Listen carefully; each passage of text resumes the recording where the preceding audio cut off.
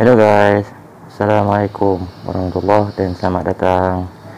Okey, bertemu kita kembali dalam segmen Mystic and Mystery. Okey, pada kali ini macam Joe beritahu itu kan, Joe nak bawa satu kisah yang tajuk kuntilanak menyerupai isteri. Okey, so tanpa buang masa, kita teruskan dengan story kita. Let's go. Okey, cerita ni dia berlaku pada seorang yang bernama Leman. Okey. Leman ni dia ada seorang isteri dan dia ada dua orang anak yang masih lagi kecil-kecil lah. Dan pada kejadian masa peristiwa ni berlaku, Leman ni isteri dia baru lepas bersalin lah, baru lepas beranak anak kecil seorang lagi. So masa kejadian ni berlaku, Leman ni dia sedang jaga isteri dia yang dalam keadaan pantang. Masa kejadian ni berlaku, pada satu malam, diorang ni tidur dekat ruang tamu. Leman, isteri dia, dua orang anak dia dengan baby tu. Diorang pelik tu sebab malam diorang tidur tu memang keadaan suasana dalam rumah dia tu masa tu dia macam sedikit panas tu. Biasanya tak macam tu lah. Sampai ke Leman ni pun dia tidur tak pakai baju malam tu. Dia tidur tanpa berbaju sebab terlalu panas berpeluh-peluh kan. Jadi dia orang tidur pun macam sedikit terganggu lah, tak berapa selesa tidur pada malam tu. Sebelum subuh, sampai pukul 5 pagi macam tu, Leman tersedar. Bila Leman tersedar, dia dengar ada satu suara tangisan. Suara tangisan sayu-sayu je. Suara tangisan seorang perempuan. Okey. Kemudian Leman pun macam dia bangun lah. Dia pun ringkas bangun dan dia duduk. Duduk daripada dia tidur baring kan. Dia bangun macam tu. Bangun. Dan keadaan dia mamai masa tu. Dan apa yang dia nampak ialah dia tengok isteri dia tengah duduk bersila betul-betul di hadapan dia, di bahagian hujung kaki dia, sambil sedang menangis. Maknanya suara perempuan yang dia dengar menangis sayu-sayu tu adalah suara isteri dia. Dia macam pelik lah kan. Asal ni, kenapa ni? Dia tengok isteri dia tu, dan isteri tu pun keadaan dengan macam dia tu macam menangis macam ni, menangis macam tu.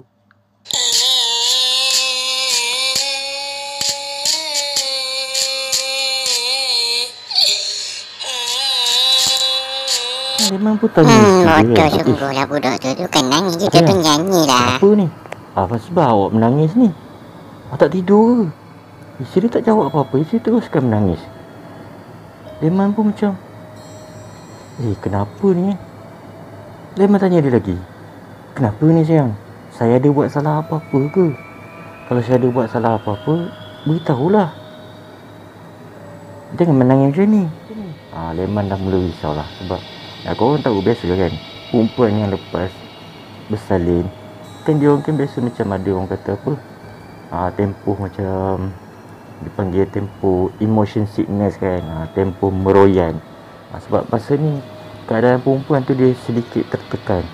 Dia ada tekanan yang berat sikit je lah. Yang keadaan fizikal badan ni yang kepenatan, baru lepas melahirkan anak kan.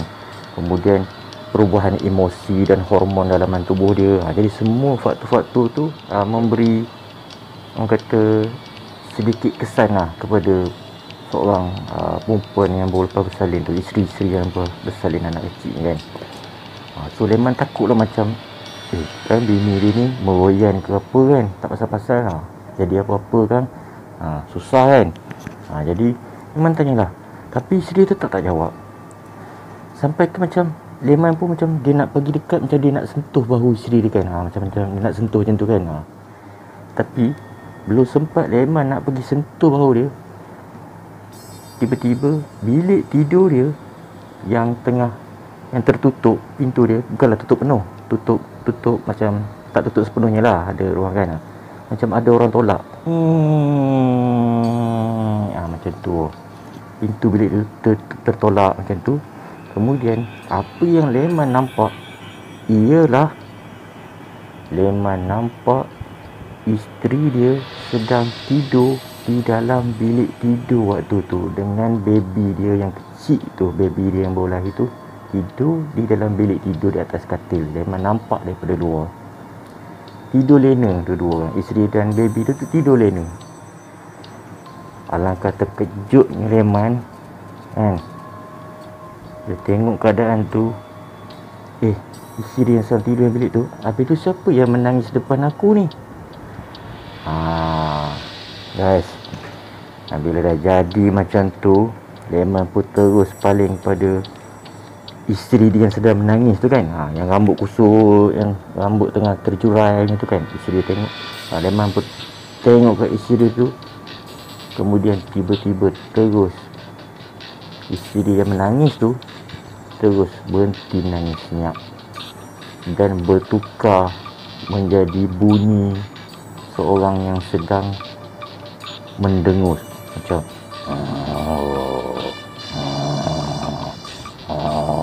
macam tu. Kita nak marah macam tu, macam bunyi harimau kan. Kemudian isteri yang menangis tu, perempuan yang menangis tu, dia pun angkat kepala dia sikit-sikit. Daripada celah-celah rambut dia tu, Leman boleh nampak mata perempuan tu merah menyala. Kau masa tu Leman berdebar-debar sambil terkejut dan badan dia rasa macam terkunci. Macam dia tak boleh nak gerak, tak boleh nak buat apa-apa. Dia macam terkesima dengan keadaan tu.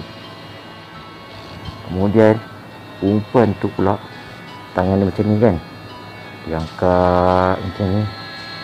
Kemudian Leman nampak kuku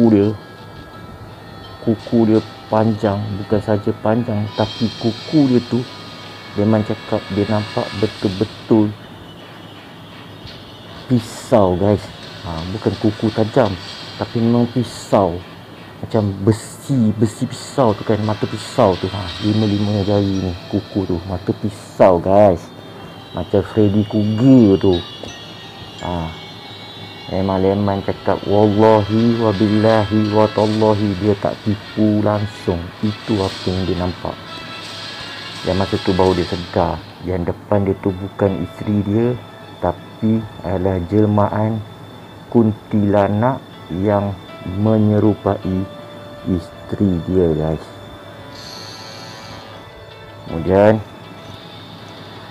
kuntilanak tu macam tu tangan dia kan, sambil nak menekam ke arah leher Leman.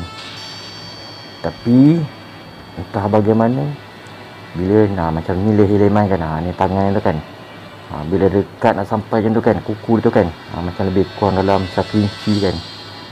Tak boleh guys, kuntilanak tu tak boleh dia nak mencederakan leher Leman tu.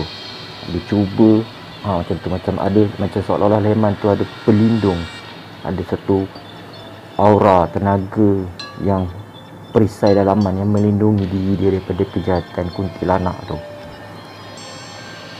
Tapi apa yang berlaku seterusnya, tiba-tiba kuntilanak tu tangan dia macam ni kan, dia pun macam genggam macam tu,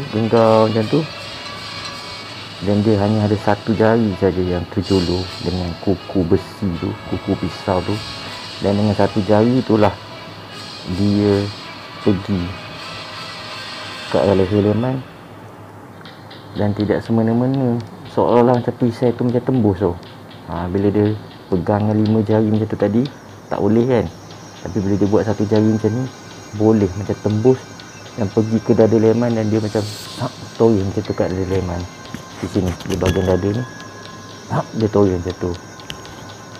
Dan memang Leman memberitahu kesan torehan tu ada luka lah, tapi tak adalah dalam sangat, tapi luka lah. Dan memang sangat-sangat pedih. Leman kata pedih dia tak macam kena torehan pisau biasa. Pedih dia tu seperti pedih masuk sampai ke dalam jiwa dia tu, ke dalam lubuk yang paling dalam. Kalau biar betul Leman, apa benda lah masuk ke lubuk paling dalam lah. Aduh, sembang tu lah, cakap je lah macam yalah benda spiritual kan. Dia lain sikit lah rasa tu, tak sama macam pisau tori biasa tu kan. Dia ada rasa macam mungkin masa dia kena tori tu Leman rasa macam sedih ke, perasaan yang negatif lah. Dan masa tu lah terkeluar daripada mulut Leman, Allah. Dan bila terkeluar je perkataan Allah tu, dengan tak semena-mena kuntilanak yang depan Leman tu tiba-tiba dia macam dia terbang macam tu. Kau terbang terus tembus ke pintu rumah, tembus macam tu je. Tembus itu Leman cakap tak tahu nak cakap macam mana, memang pelik tak di luar akal lah dia fikir macam tu.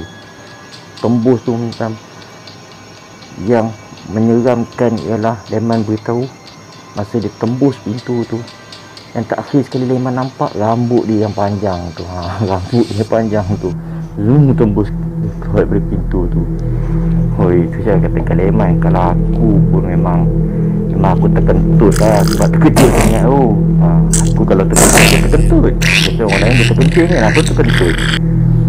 Ada lagu lah. Bodoh lah Jo. Awak mugurah. Kalau mugurah apa aku baru usul ketemu ni. Mengatur mu je. Dengan situasi kuntilanak yang menyerupai isteri dia sedang dalam pantang bersalin guys. Okey guys, macam mana cerita ni? Okey tak? Kalau korang suka cerita ni, korang boleh support channel ni, boleh like, boleh subscribe, dan boleh share kepada kenalan-kenalan untuk support channel ni supaya lebih berkembang. Okey, InsyaAllah nanti kita jumpa lagi dengan episod yang seterusnya. Tunggu tau. Okey, see you next guys. Bye bye.